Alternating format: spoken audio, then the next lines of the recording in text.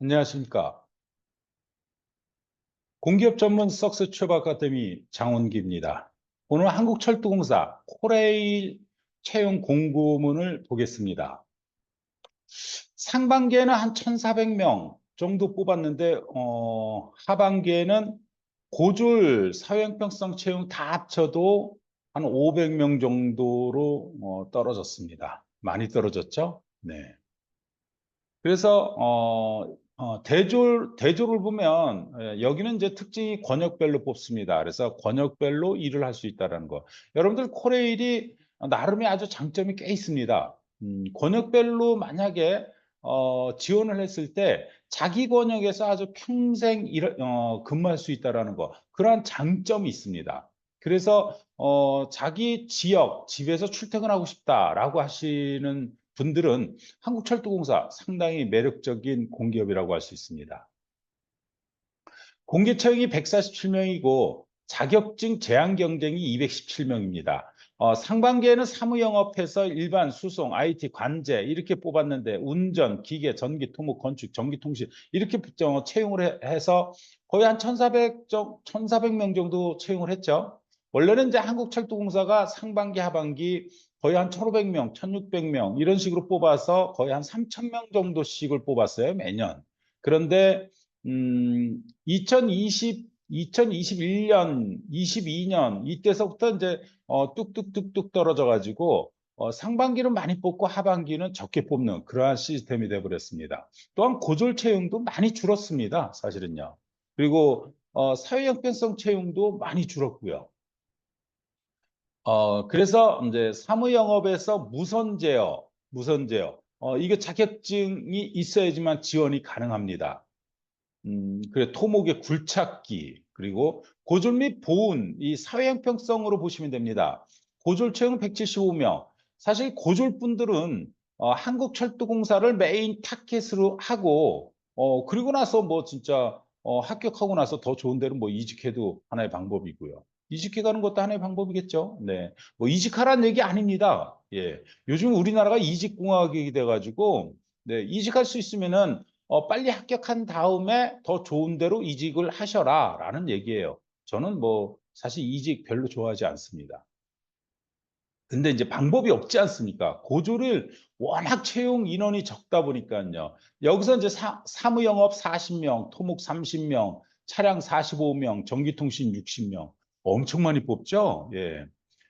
여기서 마이스터고 그다음에 뭐 공고 그리고 뭐 일반 특성화고등학교 합격률을 보여야 될 겁니다. 철도공사를 통해서 합격률을 보여야지 다른 데는 뭐 진짜 몇 명 되지 않지 않습니까?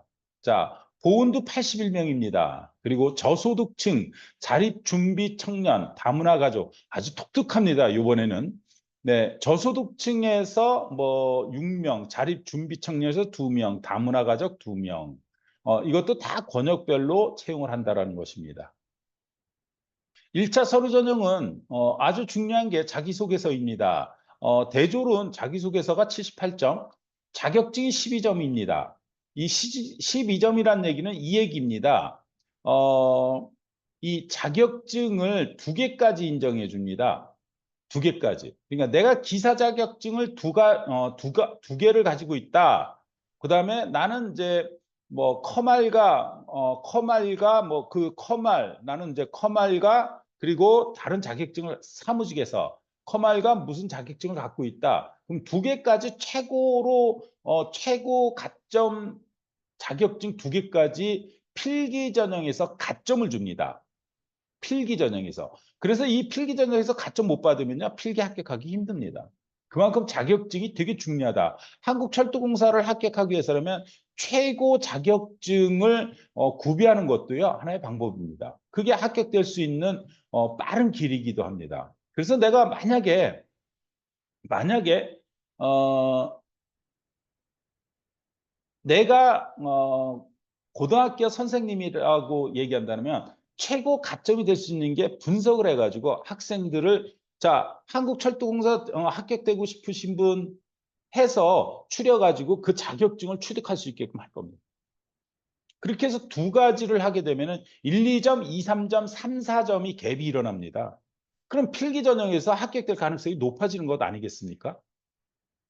사실 제가 예전에 많이 쓰던 작전입니다. 그래서 우리 석세스가 13년 동안 900명 가까이를 합격시킬 수 있었던 원동력. 2012년, 13년, 14년도에는요. 저는 이제 토익 스피킹 그다음에 오픽을 무조건 따게끔 했습니다. 그리고 토익을 할 수 있으면은 좀 더 딸 수 있게끔 했습니다. 왜? 그 토익과 토익 스피킹, 오픽이 가점률이 되게 높아요.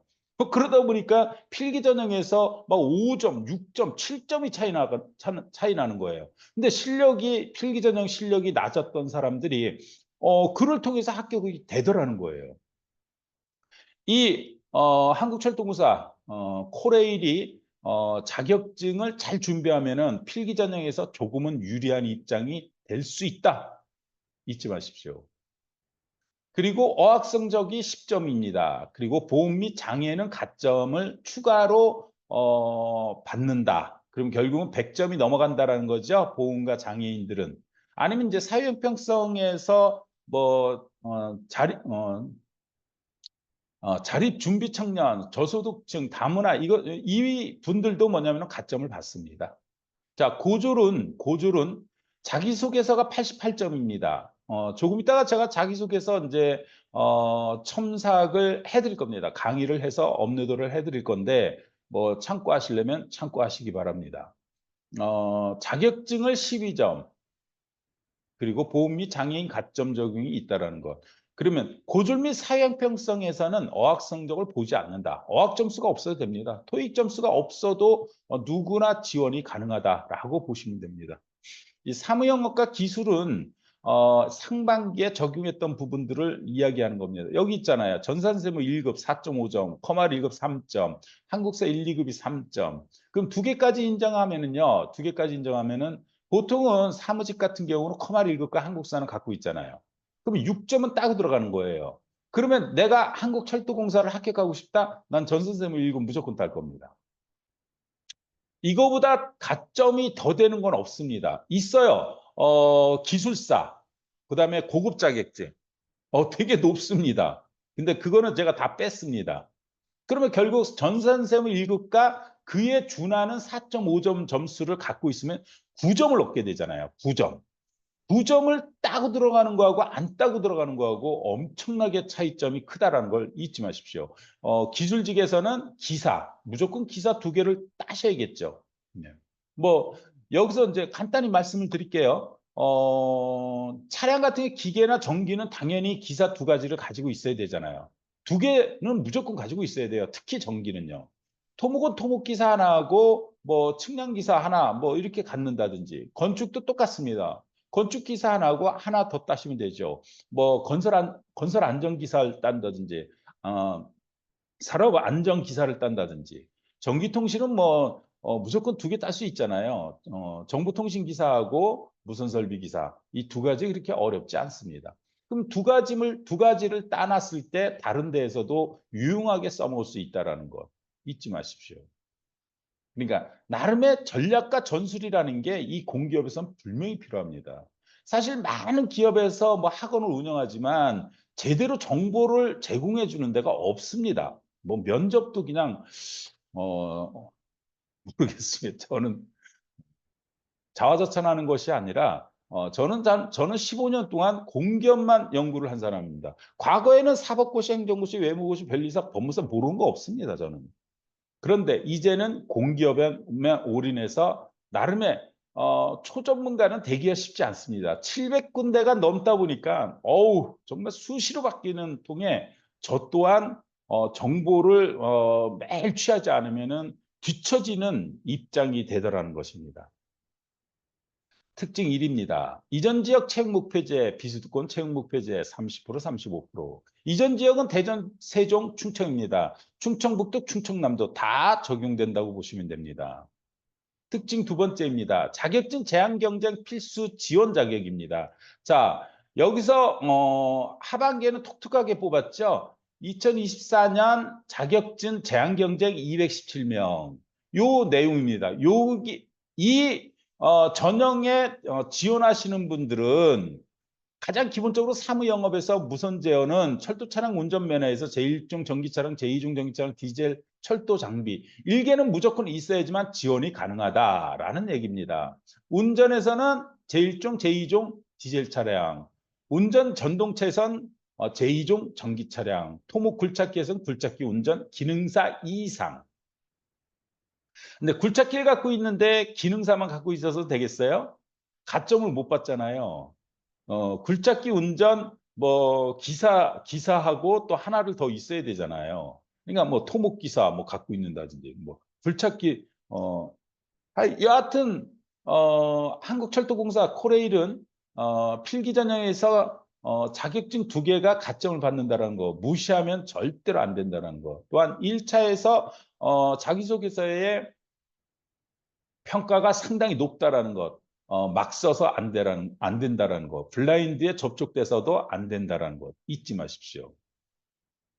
자, 특징 세 번째. 보훈 대상 및 장애 채용을 가장 많이 하는 기업이에요. 사실 더 많이 하는 기업도 있었어요. 어디였냐면 한국전력공사.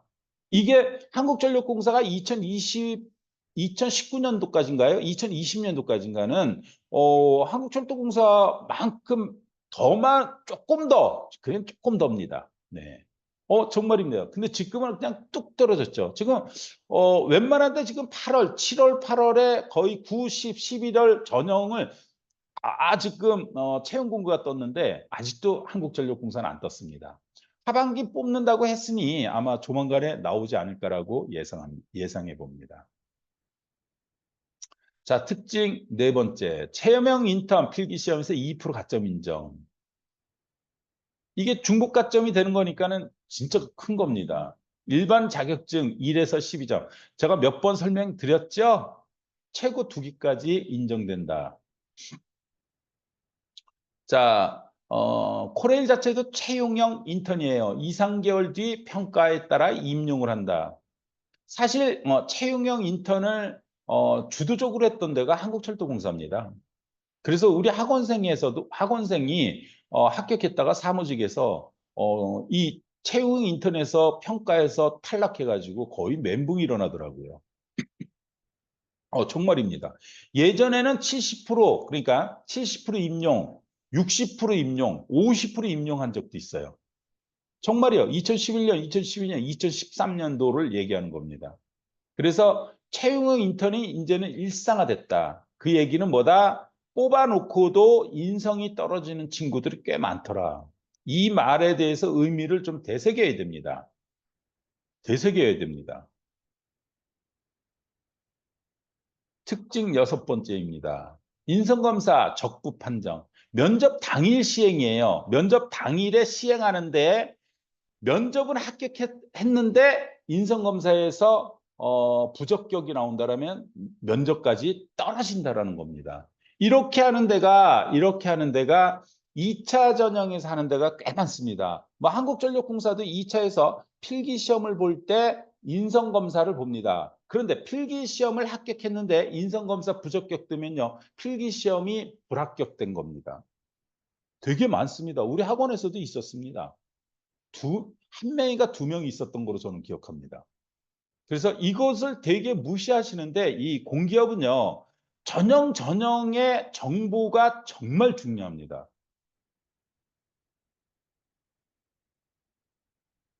그래서 이렇게 얘기해 줄 수 있는 데가 어디 있다고요?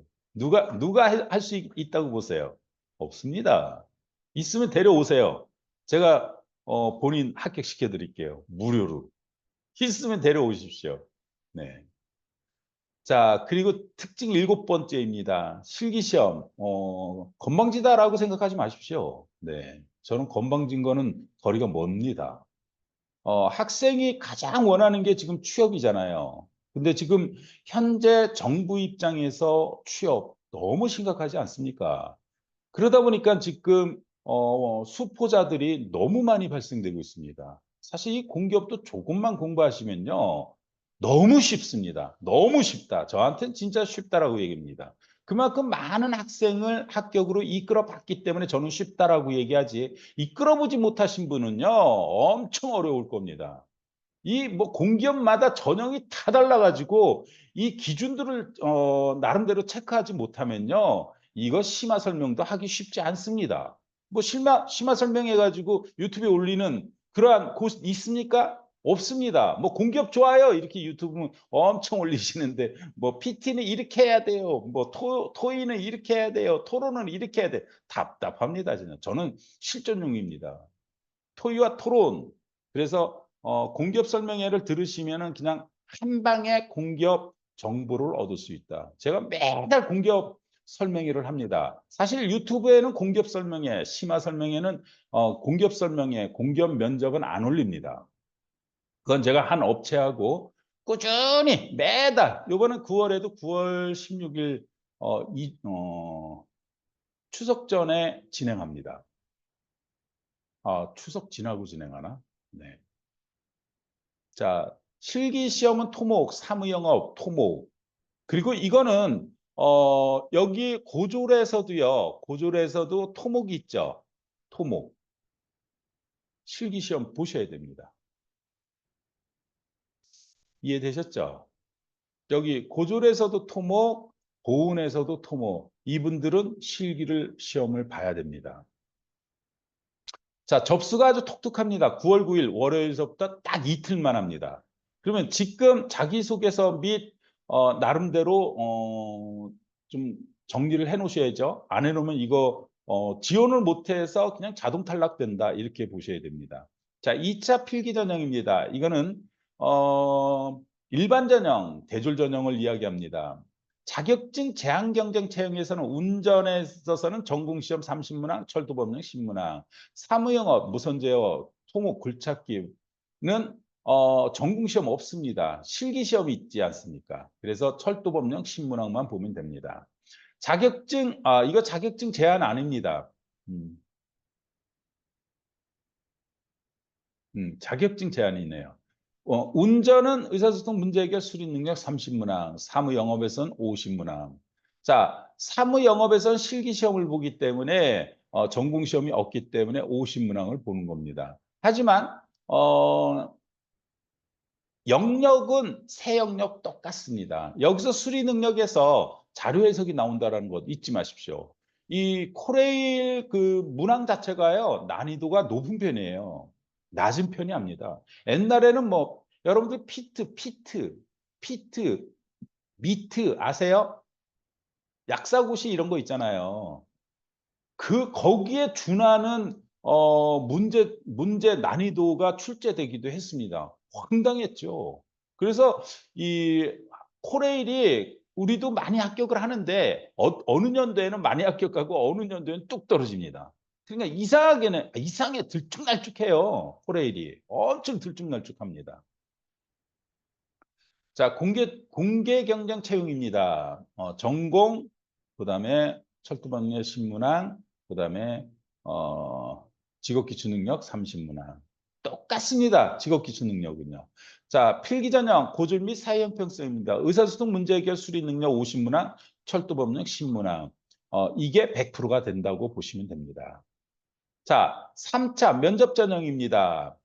경험 면접과 상학 면접. 그러니까 공개 경쟁 채용은 이렇고 그리고 실기 시험을 보는 자격증 부분에 대해서는 경험 면접, 실기 시험 50% 이렇게 본다라는 얘기입니다. 이거는 고졸과 사회 형평성에서 토목을 보시는 분들은 여기에 기준한다고 보시면 됩니다. 그래서 최종 합격이 또 바뀌었습니다. 예. 상반기하고 바뀌었습니다. 예. 필기 50% 면접 50%. 그리고 실기는 필기 50% 실기 25% 면접 25%. 사실 면접이 쉽기로 유명한 곳입니다. 코레일과 서울교통공사 면접 쉽습니다. 거기 코레일과 서울교통공사 이 강의를 들으신 분 중에서 면접을 탈락했더라면 심각한 겁니다. 그러면 정말 진짜 내가 무엇이 문제인지를 정확하게 내 자신을 성찰해 보셔야 될 겁니다. 자, 제가 유튜브에 꾸준히 올리고 있습니다. 그래서 유튜브만 보셔도 채용 공고문을 확인할 수 있다라는 거 잊지 마십시오. 그리고 신문 스터디를 통해서 PT다, 토의다, 토론이다 이런 부분을 해결할 수 있는 매일 저녁 6시에 무료로 강의를 진행합니다. 언제든지 가입하셔 가지고 들으실 수강할 수 있습니다. 그리고 저는 좀 전에도 말씀드렸지만 초전문가라고 할 수는 없지만 전문가에 가깝습니다. 따라서 여러분들의 질문 사항 부분들 뭐 어느 사항이라도 막힘없이 아주 속 시원하게 뚫어 드릴 수 있습니다. 언제든지 전화 주세요. 무료 상담을 해 드립니다. 만약에 뭐 인성 검사를 해 주세요. 자기소개서를 첨삭해 주세요. 이러한 부분들은 제가 일부분 돈을 받습니다. 하지만 인성검사를 어떻게 해야 되나요? 간단한 상담들은 해 드립니다. 자소서를 어떻게 써야 되나요? 자소서 이거 제 유튜브만 내가 저기 기업에 지원을 하지 않는다고 하더라도 그거를 수강해 놓으시면요. 자소서 쓰는데 엄청나게 도움이 됩니다. 언제든지 연락 주십시오. 자, 여러분 이 강의가 나름 도움이 되셨다라면 좋아요, 구독 눌러 주시기 바랍니다. 감사합니다.